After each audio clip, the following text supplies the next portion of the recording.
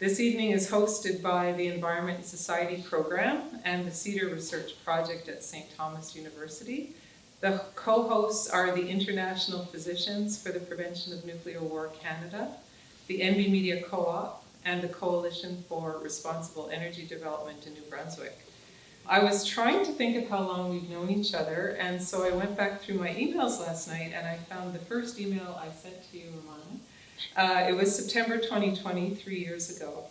It was a request to republish one of your articles in the NB Media Co-op so that it could be shared freely in New Brunswick, and of course you agreed. And since then we've exchanged many hundreds of emails, but we first met in person today, which was great. Ramana is professor and Simons Chair in Disarmament, Global and Human Security at the School of Public Policy and Global Affairs at the University of British Columbia in Vancouver.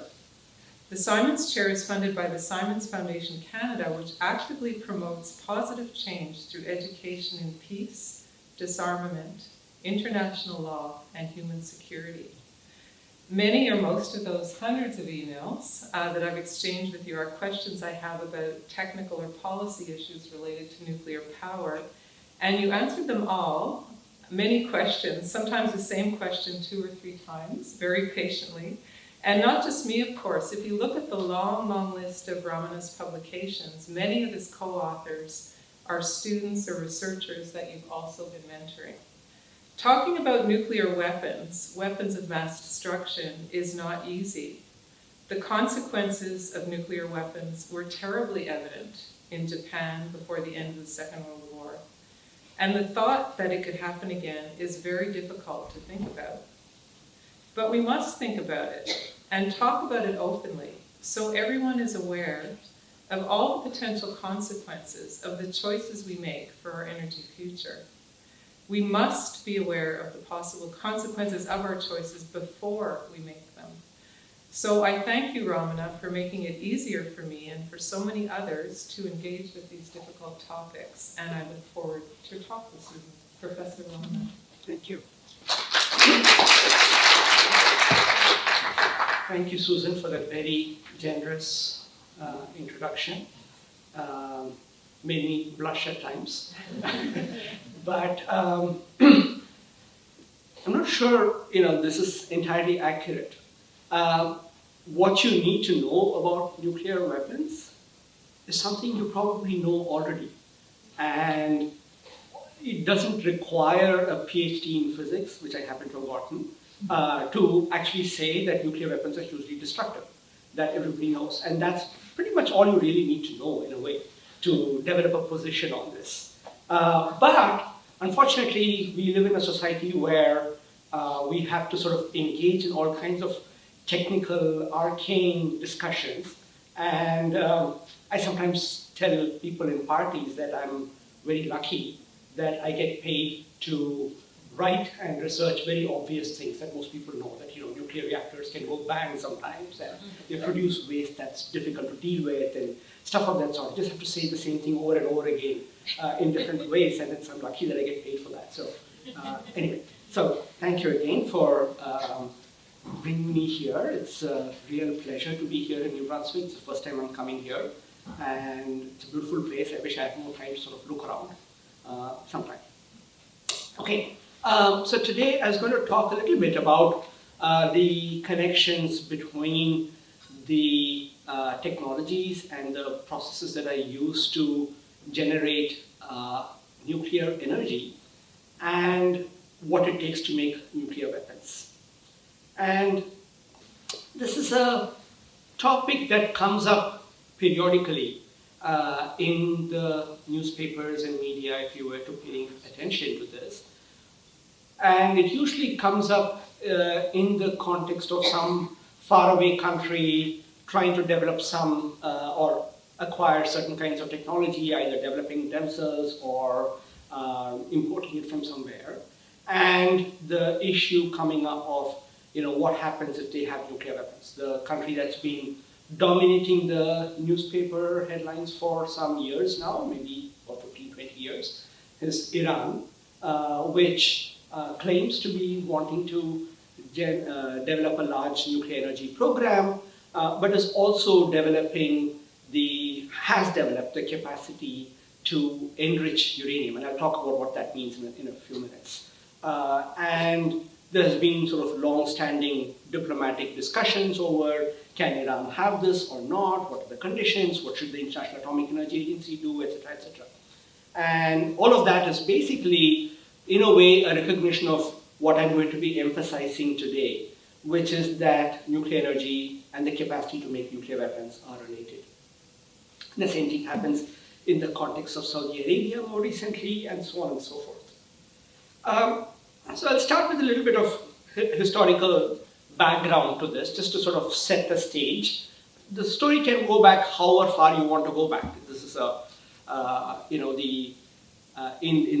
some of you may have seen the film Oppenheimer, in this the big blockbuster this summer, along with Barbie. There's a discussion in that film between Oppenheimer, the main character, and Isaac Asimov, Rabbi, who's like his very good friend, another Nobel Prize-winning physicist. And at one point, Rabbi says, I don't want the culmination of 300 years of physics to end up in a weapon of mass destruction, right? So in a sense, the history of nuclear weapons can be traced back all the way to sort of early theoretical physics, but I'm not going to go all the way back. So I'll just start with sort of when we found out about the essential process that underlies both the generation of energy from nuclear reactors and the capacity to make nuclear weapons, which is a process called nuclear fission. It was discovered in the late 1930s by a group of people in Germany. And what they essentially found was that uranium nuclei could spontaneously decay into two or more lighter nuclei, and in the process generate more neutrons as well as energy. And the neutrons are subatomic particles inside the nuclei of atoms, and these neutrons can then go on to triggering other fission reactions. So if one uranium nucleus were to fission, it produces a bunch of neutrons. If one or more of those neutrons were to hit other uranium nuclei, those could also fission. And the significance of this fission process, the most profound significance of this was realized by another character who comes in the movie Oppenheimer, who in the movie looks like that on the bottom left, the person who's facing us, and in real life looked like the guy on the other side of Einstein, a chap called Leo Szilard. Szilard was the first one to sort of realize that the fission process could, in principle, make an atomic bomb, a bomb that will generate a large amount of energy.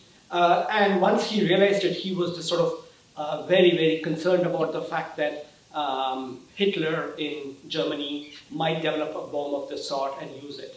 And so he realized that he needed to get the United States to get concerned about it, and he went to the most influential person that he knew, which was Albert Einstein. He was the best known scientist at that point, and he figured if he could persuade Einstein, and then Einstein could do something about it. And Einstein did write a letter to the US president at that time, President Roosevelt, and President Roosevelt went on to ordering the creation of what was to become the Manhattan Project. Again, that's what the real-life Manhattan Project looked like. That's how it looks in the film Oppenheimer for all the people who've watched it. So the Los Alamos was just this place in New Mexico that Oppenheimer, the head of the program, had some historical association with from his childhood, and it was very remote. It was a place where they started developing the nuclear weapons. And what they did there was to develop two kinds of ways in which you could exploit this fission process to produce a lot of energy. One ended up being a weapon that was dropped on the city of Hiroshima in Japan on 6th August 1945.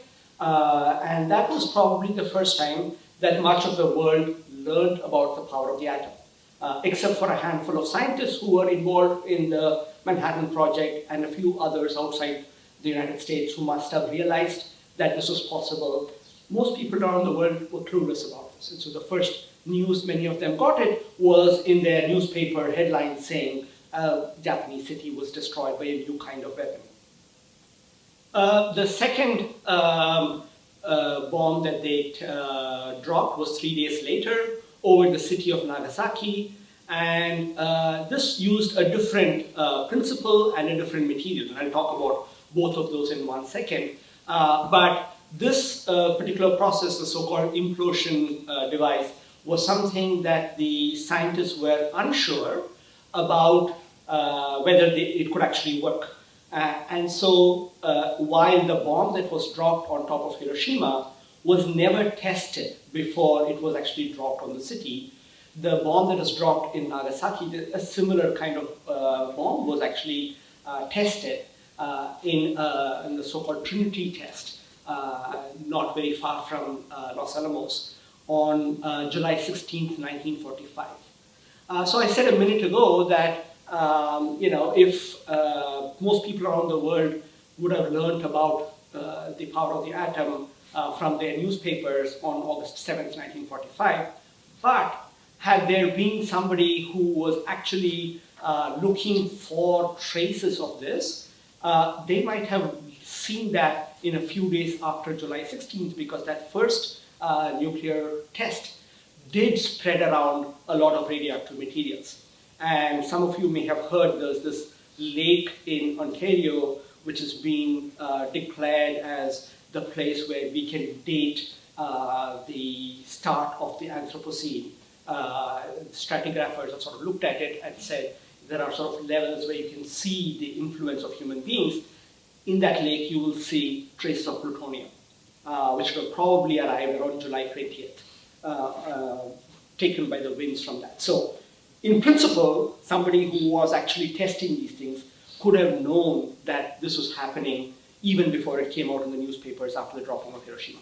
That's just a side, technical detail that people have discovered fairly recently by doing the kind of computer modeling and sort of trying to figure out what would have happened to the plutonium that was released there.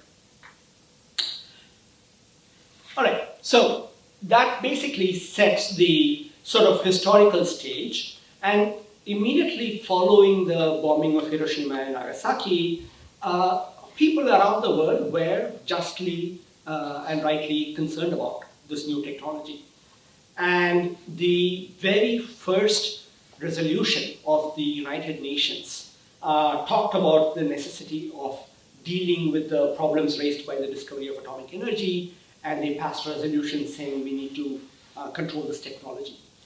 And around the same time, the United States, two very influential people, Dean Acheson and David Lilienthal, they were tasked with writing a report on what to do about this new technology, this new form of energy, atomic energy.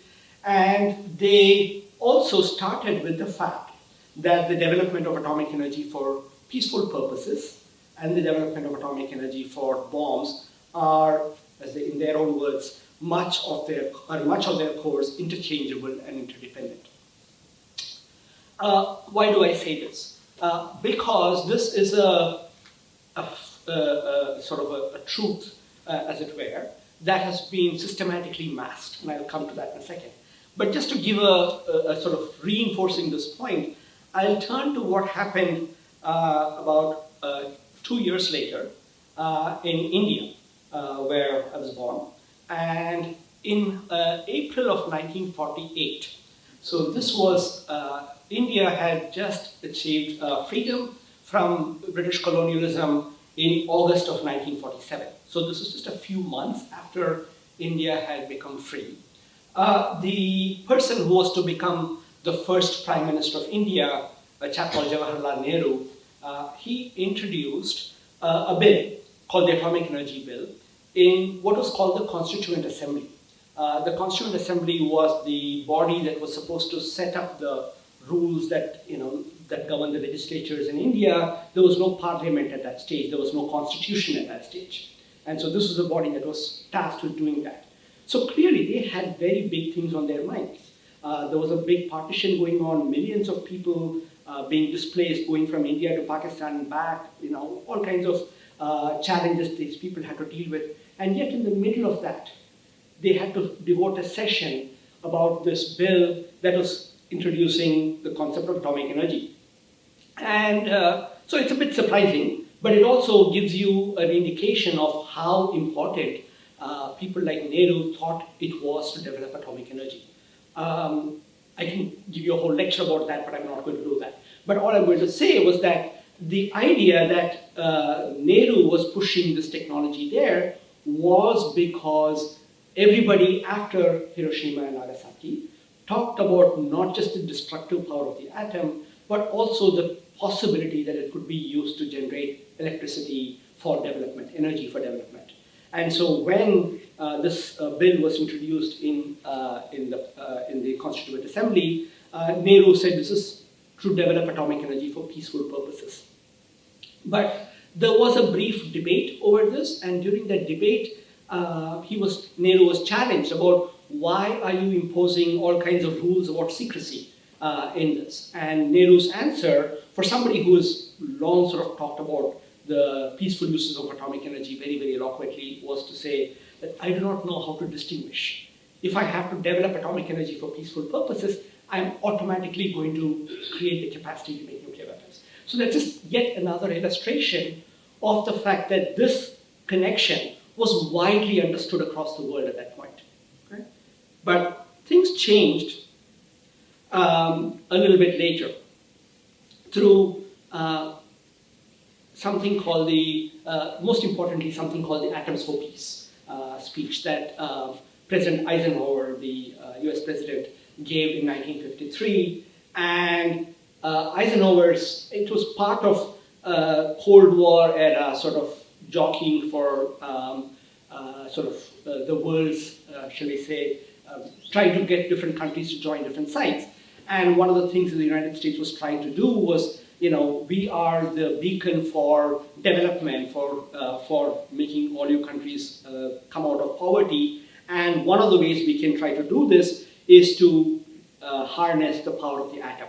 And Eisenhower set up a whole bunch of programs that went to different countries, tried to explain to them how to set up atomic energy programs, how to do research into this, train people, and so on and so forth. And that did a lot to try and to convert many, many countries into believing in the possibility for atomic energy. The Soviet Union was not far behind. They had their own programs, especially in all of the Eastern European countries that were under in part of the Soviet bloc. And their slogan was, may the atom be a worker, not a soldier. And so they had their own version of Atoms for Peace, as it were. And so that was the beginning of trying to distinguish the development of atomic energy for peaceful purposes versus that for military purposes. And to the point that over a long period of time, people have been reinforcing this, different people saying, one can develop nuclear energy without making nuclear weapons. In fact, you should not even confuse these two things, right? So there are propaganda campaigns, publicity campaigns run by, different organizations that are involved in nuclear technology to try and maintain this or try to create this illusion that these things are separated. But what I'm going to sort of tell you now, I'm going to tell you what I'm going to tell you today, which is that these two are really related, and I'll try to explain to you in what ways they are related. Broadly speaking, there are three kinds of connections between the technology to make nuclear energy and to make nuclear weapons. Those have to do with the sort of technical details, which you've sort of got a glimpse of already. The fact that people who are trained to do one can easily go on to doing the other. And last but not least, there are strong institutional connections between the institutions that are involved in the generation of atomic energy or promotion of that technology and those that are involved in nuclear weapons.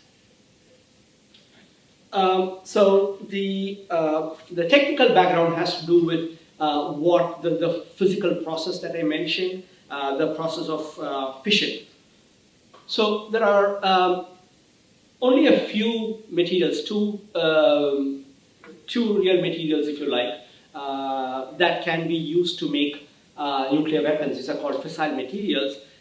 They can undergo that fission process that I mentioned earlier, even when they are struck by low energy neutrons. The two most common things are what are called highly enriched uranium, which I will explain in a second, and plutonium. There is also one other material which can be used called uranium-233, which is derived from thorium. Occasionally, you will see, these bursts of discussions about why thorium is such a great material and can be used to make nuclear energy without making nuclear weapons. Technically, there's no basis for that. If you can use something to make nuclear energy, you can also use the same process to make nuclear weapons, including thorium. The importance of thinking about these materials is that now, 78 years after the explosions in Hiroshima and Nagasaki, the physical processes or the way by which a bomb can be designed is relatively well known. But the hardest challenge that any country that wants to develop nuclear weapons is actually making the material that can be used. And again, I've put a picture there of a scene in the film Oppenheimer. And what Oppenheimer does through the film is he has these two jars, one supposedly representing highly enriched uranium being produced in Oak Ridge, Tennessee, and the other plutonium being produced in Hanford in Washington state. So the amounts of materials that you require of these things is of the order of 5 to 25 kilograms of these materials. So they are relatively small amounts, as I'm going to sort of explain to you.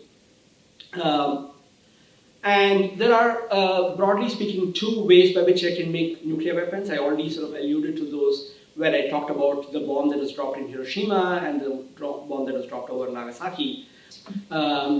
The one that was dropped over Hiroshima used what's called a gun-type weapon, that basically one piece of highly enriched uranium was shot into the other one so that they produce enough material to be sustaining one of these chain reactions so that more energy can be produced than was used to put those two things together. And the one that was exploded over Nagasaki involved this process called implosion, that actually you create this sphere of plutonium and you explode a bunch of explosives around it so that the thing gets compressed into a much smaller size. You don't need to know all the details of this, but these are the two broad processes that are going on. The modern weapons often use also something called nuclear fusion, but even those nuclear fusion, the so-called hydrogen bombs, but even those require first a fission weapon to be able to create the pressure to be able to create the nuclear fusion process. So the bottom line is that you do require highly enriched uranium or plutonium. What are these two things? So the uranium that's found in nature consists primarily of two kinds of uranium, what we call isotopes. These are materials that have the same number of protons and electrons, but different numbers of neutrons. So they are different not in their chemical properties, but in their masses. So uranium-235 is lighter than 238, and it's present only to a very small extent, about 0.7% of the uranium that you find in nature. If you went out of this building and you dug in the earth, you will find a small amount of uranium anywhere you go. And that uranium will have 99.3% uranium-238, 0.7% will be uranium-235. But U-235 is the isotope that can actually sustain the fission reaction. So you need a much larger amount of that to make a nuclear weapon. And this is the process that is, this is the material that this uranium enrichment process seeks to concentrate. And you saw this picture, which some of you may have seen. This is of the former president of Iran, Ahmadinejad, sort of walking around in a centrifuge plant. Centrifuges are, I'm not going to sort of talk about the historical thing. Centrifuges are the modern way by which we enrich uranium. They basically are like washing machines, if you like. They go round and round, and because the two kinds of uranium have different masses, one of them will concentrate on the outside and one of them will concentrate on the inside, and you can scoop out with one of them and therefore make a more concentrated process. Right? And this is the way by which you also produce fuel for many, many different kinds of reactors. The reactors that are operating in Canada right now are all what are called CANDU reactors. CANDU reactors are designed to use natural uranium. They don't require this kind of enrichment. So we don't have any uranium enrichment facilities in Canada right now. But they are there in Russia, in the United States. Much of the world uses something called light water reactors, which do require uranium to be enriched if the reactor has to operate and produce energy. So this is why there are several countries which have enrichment programs. There are sort of, for the purpose of thinking about the relationship between nuclear energy and nuclear weapons, two of the key issues about uranium enrichment is that it's difficult to detect. Unlike some of the older processes that used to be used to make to enrich uranium, which required a lot of energy and therefore would give off a lot of heat. It's something that could be seen from space. A centrifuge is actually very difficult to detect. So it creates the possibility that a country could have a clandestine uranium centrifuge facility where it is enriching uranium without anybody else knowing about it. In fact, the way that people knew about Iran doing one of these was not so much initially because somebody saw it, but because there are people inside Iran who didn't like what was happening and they leaked the information out.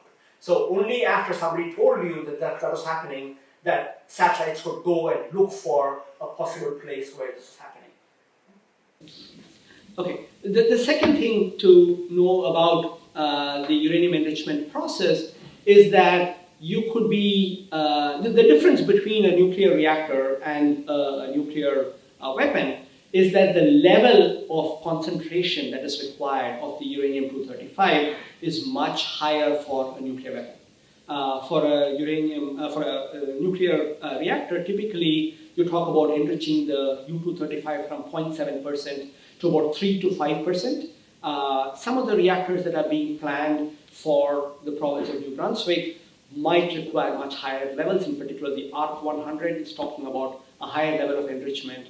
The ones that are being planned for the Darlington site in Ontario will require about, again, 3 to 5%, things of that sort. Whereas for a nuclear weapon, you have to enrich the uranium to about 80%, 90%, things of that sort. But you could take the same centrifuge facility that is used to make fuel for a nuclear reactor and reconfigure it to produce a much more concentrated uranium-235. And this is not very easy, again, to detect and can be done pretty fast. And this was the sort of basis for people who were saying, oh, you know, Iran can develop one of these in X number of months and things of that sort. The last thing that we've learned in the last couple of decades is that this process is not so sophisticated that other countries cannot do. And a gentleman called A.Q. Khan was in the news about 18 years ago, or 20 years ago, when he was found that he had sort of spread this technology to a whole bunch of places and found suppliers in different countries like Malaysia and so on and so forth.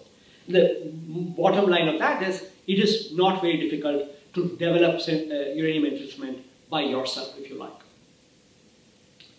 The plutonium route is sort of a different way. the plutonium is produced in all nuclear reactors. When the fission process produces neutrons, some of those neutrons are absorbed by the uranium-238 component that I talked about, and that undergoes a series of nuclear reactions to become plutonium. What happened in the Manhattan Project was this plutonium, because it's not uranium, so it has different chemical properties, so you can do chemistry to try and separate out the plutonium.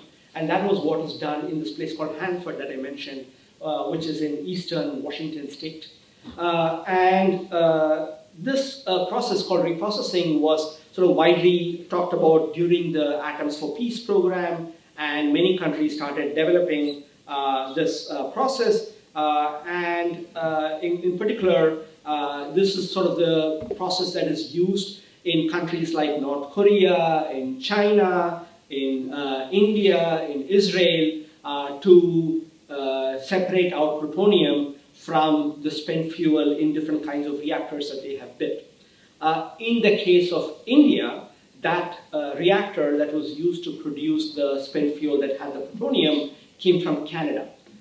It was called CEDAR, the Canada-India reactor, and the US was added to it when the United States supplied the heavy water. Canada was facing a shortage at that particular point, and so that's the source of the plutonium that was then reprocessed at a place called the Trombay reprocessing plant, which is near the city of Bombay. It's actually now part of the city of Bombay because the city has grown quite a lot. And then subsequently in 1974, there was a test, India's first nuclear weapons test in a place called Pokhran near the border with Pakistan. And that basically set off the first alarm bells, as it were.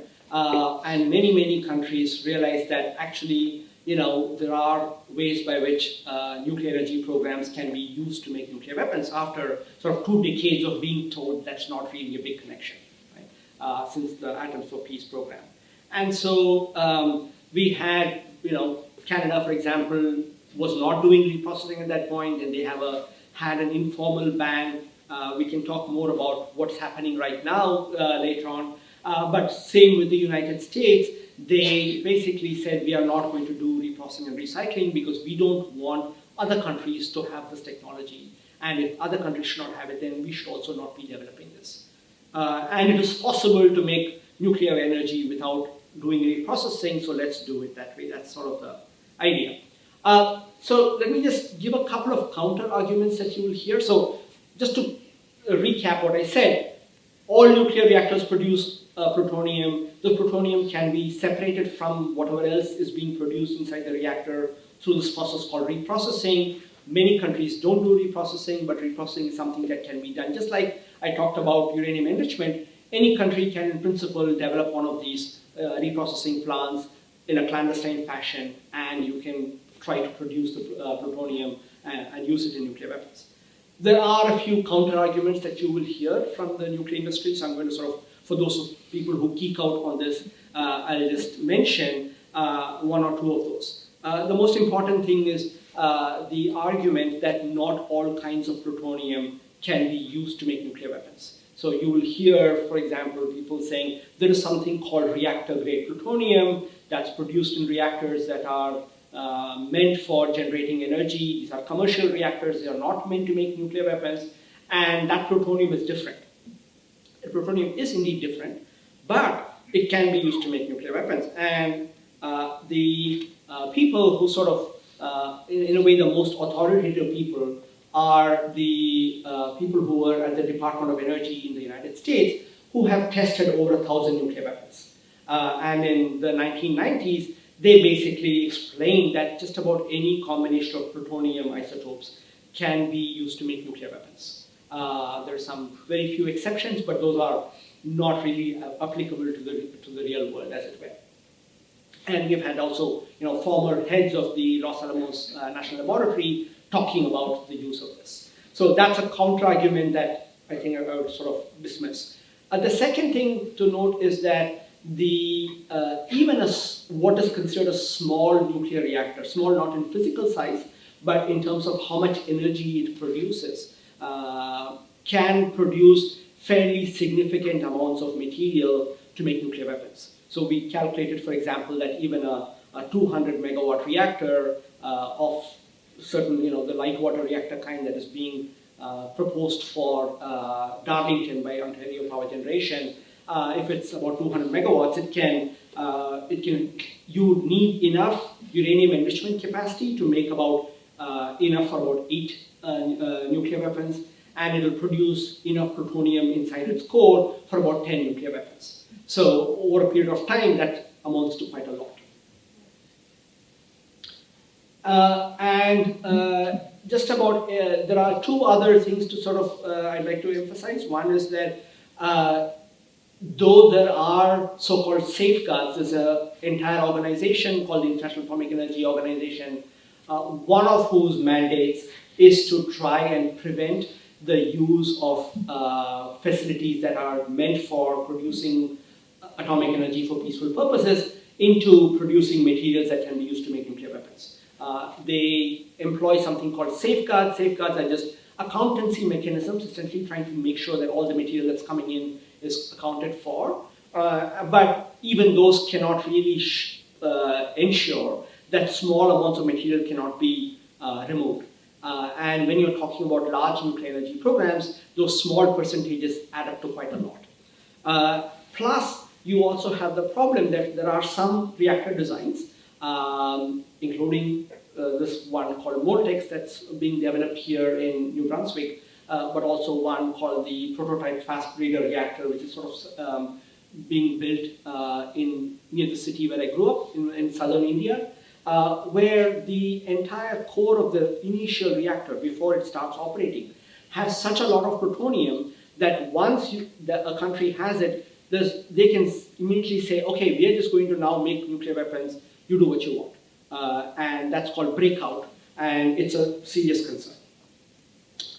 And lastly, many countries sort of think that there are countries which don't have officially nuclear bombs, but know just about everything they need to know, so that if they do choose to do it, they can do so very fast.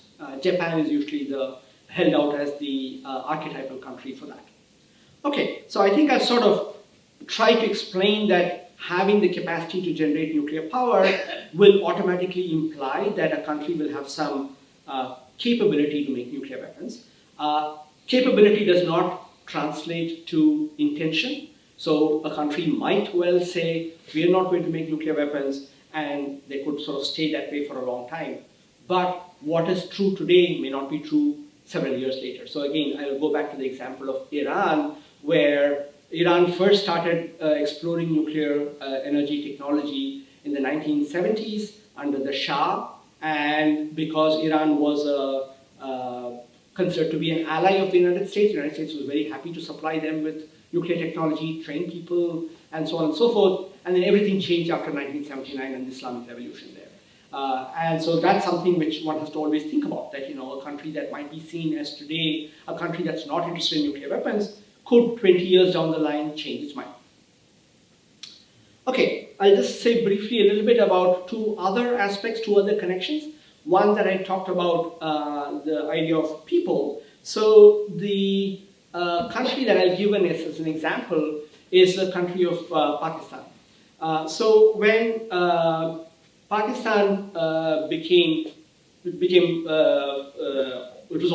independent at the same time as India in August of 1947.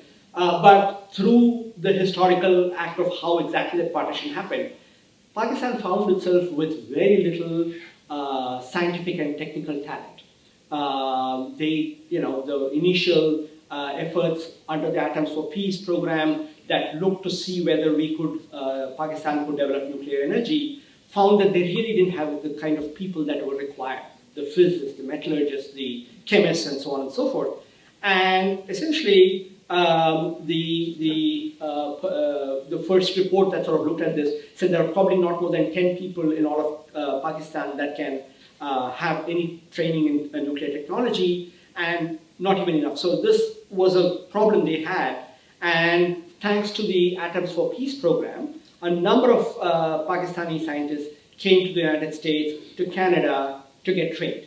And these were the people who went back later and helped this gentleman, Munir Ahmed Khan, develop the technology to make nuclear weapons. And then, of course, there's also this whole side thing about the AQ Khan coming from Netherlands with technology for enrichment that also contributed. So anyway, the idea is that people who are trained in trying to make nuclear reactors, operate them, and so on, can then also go on to use that training to make nuclear weapons. And that relationship is something which, again, is a strong connection. And I also mentioned the case of Iran, where in the 1970s, Iran was considered an ally, and so the United States was supporting the Shah's program, plans to import nuclear reactors, and trained a number of people at MIT, including the person who was to become the deputy director of Iran's Atomic Energy Organization, the director of a nuclear research reactor in Tehran, and the person who was the representative of the International Atomic Energy Agency. And when people were talking about it and pointing out to US decision makers that you are the guys who really caused this, Henry Kissinger, who was the Secretary of State at that point, said, "Oh, this is a purely commercial transaction. We didn't think about the possibility that one day these people might make nuclear weapons." The other connection is that of institutions. In many countries, you will find that the institutions that are involved in promoting nuclear energy are also the ones who are involved in making nuclear weapons. So our neighbor to the south, the United States, the Department of Energy is the organization that both promotes nuclear energy and makes nuclear weapons.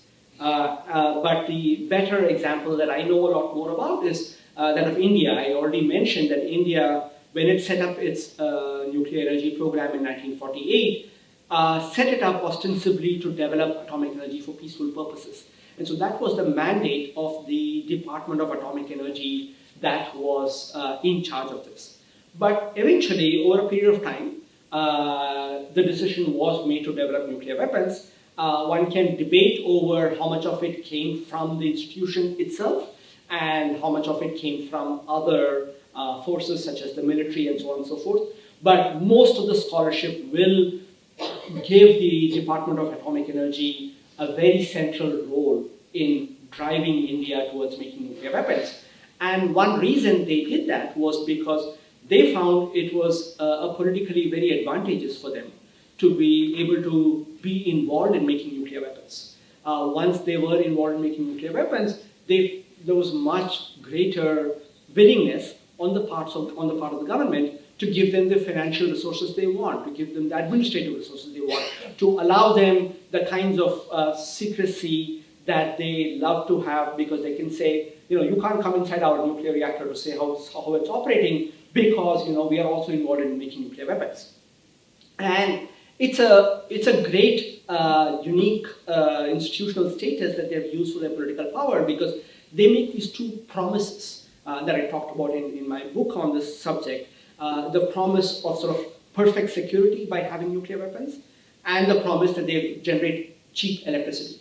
Now, they don't do either of those things. Nuclear weapons have not made India any safer, and the electricity is far from cheap or abundant, but it allows them to always use this kind of Janus-faced, two-purpose things. For those people who might say, India is a poor country, we shouldn't be developing nuclear weapons, they'll say, we're not about nuclear weapons at all. We are really interested in making atomic energy for electricity. Don't you want to give people, people who are poor in villages, don't you want to give them power? This is what we are about. And then somebody points out to them that, look, you're really not supplying that much electricity. All of India's nuclear reactors together supply about 3% of the nation's electricity, right? And much less percentage of the actual energy that they use. And for them, they'll say, but that's okay, because we are protecting you from China, from Pakistan, by having nuclear weapons. So it's a great way by which they can sort of maintain the status. And what else you sort of see is that in those circumstances where nuclear energy is not doing so well, So for example, in the United States, in the last decade, I mean, that's another story in and of itself, but what I'll just say very quickly is that a lot of utility companies that had nuclear power plants that had been built decades ago, so they'd been paid off, they were supposed to be money spinners and profit sources, they suddenly found that these were no longer economical. And so they had to go and get subsidies from states and from the federal government if they had to keep operating.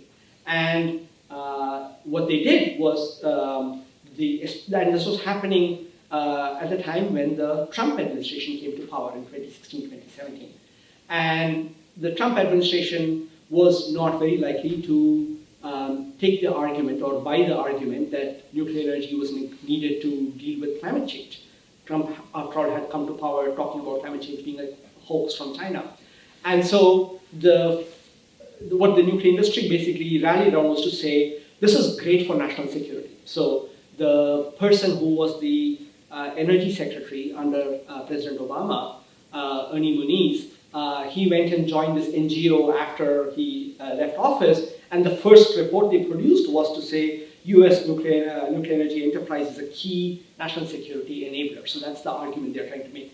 So in a way, the wheel sort of come back a full circle when they started by saying nuclear energy and nuclear weapons are not connected, but when they want money for nuclear energy to maintain their reactors, they go back and say, well, actually these are connected, right? And you see the same thing in the UK when they were trying to develop the Trident submarine. And so let me sort of, there are other places where you see the same kind of dynamic. In the Middle East, for example, a lot of countries are thinking about acquiring nuclear reactors, and there is talk about how it is related to nuclear weapons in all of those countries. And so there's kind of a winking and a nodding that says, well, we're not interested in nuclear weapons, but maybe in the future, sometime if we want it, then this gives us the capacity to do that. And the last thing I will say is that for those of us who do think that nuclear weapons are abhorrent, they are a moral abomination, we would like to see them all be abolished at some point. What does nuclear energy do to the possibility of disarmament? And the answer is, as long as you have nuclear reactors, if you know that you have the capacity, I've talked about the countries like Japan being considered a virtual nuclear weapon state, and this again was recognized by people in the beginning like Oppenheimer, who talked about the fact that even if countries were to enter into some kind of agreement to disarm their weapons, they will build these reactors and they will be waiting to break out from that situation. And so any kind of nuclear power will make disarmament necessarily unstable. So even if they were to sort of temporarily say we're going to get rid of our nuclear weapons, you're always worried that they will rebuild that thing. And so that's, I think, something to remember. I'll conclude here by just reinforcing what I mentioned, that there are close connections between the production of nuclear energy and weapons, and there are many ways in which the pursuit of one goal can advance the pursuit of the other. And that expanding nuclear energy will make eliminating nuclear weapons and avoiding nuclear war much harder. Thank you.